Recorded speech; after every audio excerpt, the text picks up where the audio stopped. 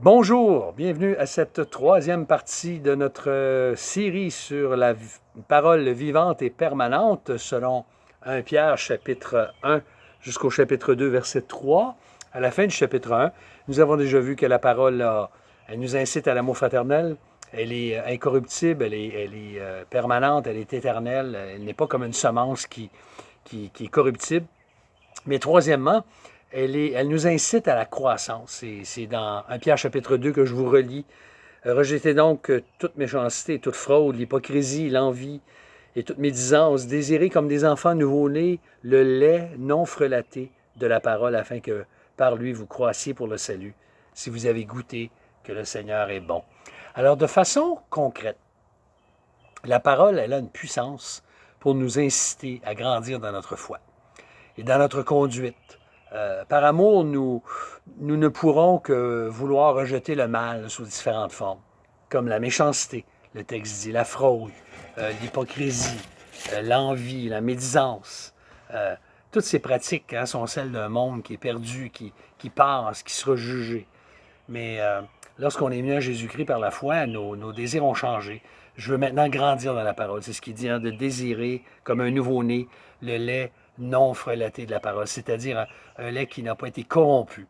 Et ça rappelle les paroles du psaume 1, hein? Heureux l'homme qui ne marche pas selon le conseil des méchants, qui ne s'arrête pas sur la voie des pécheurs, qui ne s'assied pas en compagnie des moqueurs, mais qui trouve son plaisir dans la loi de l'Éternel et qui la médite jour et nuit.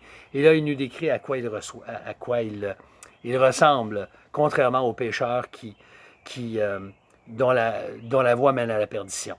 Alors, je suis appelé, non pas à me satisfaire de ce que je connais déjà dans la parole de Dieu, mais je dois avoir soif de toujours en connaître plus, pour mieux la connaître et pour mieux la mettre en pratique surtout. Comme si je ne devrais pas me comporter comme si j'avais acquis assez de connaissances. Et Pierre compare justement cette soif pour la parole de Dieu que je voudrais avoir un peu comme un jeune bébé qui soupire après le lait non frelaté, le lait qui est encore pur du sein de sa mère. Ça me rappelle, quand un bébé a faim, il le fait savoir. Quand un ado a faim, quand une femme enceinte a faim, on le sait. Et si nous pouvions avoir ce même appétit pour la parole de Dieu, comme nous avons bien souvent pour d'autres choses, combien nous grandirions plus rapidement en maturité et en connaissance de la parole de Dieu. Et j'aime beaucoup comment Pierre conclut cette section dans 1 Pierre 2, 3. Si vous avez goûté que le Seigneur est bon. Une fois qu'on a expérimenté la bonté du Seigneur, nous aurons soif de sa parole et nous aurons un désir renouvelé de vouloir la connaître, de vouloir la mettre en pratique dans notre vie.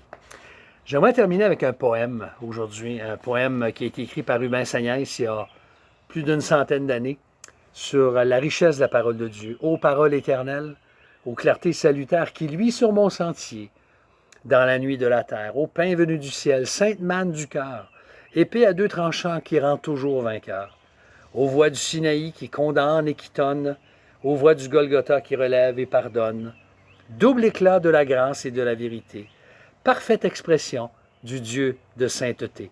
Livre où l'amour divin par la croix se révèle, source pure où la vie à flot se renouvelle, infaillible témoin des siècles écoulés, miroir fidèle où Dieu m'apprend à me connaître, à voir ce que je suis et ce que je dois être. Mine où sont contenus le beau, le bien, le vrai, clé qui m'ouvre le temple où bientôt j'entrerai, jardin toujours fleuri, planté par Dieu lui-même, mon guide, mon conseil, ma Bible enfin, je t'aime. Que Dieu nous aide à aimer la parole de Dieu, cette parole éternelle qui a tant de bien pour nous. On se retrouve en vous souhaitant une belle fin de semaine pour une prochaine capsule la semaine prochaine. À bientôt, que Dieu vous garde.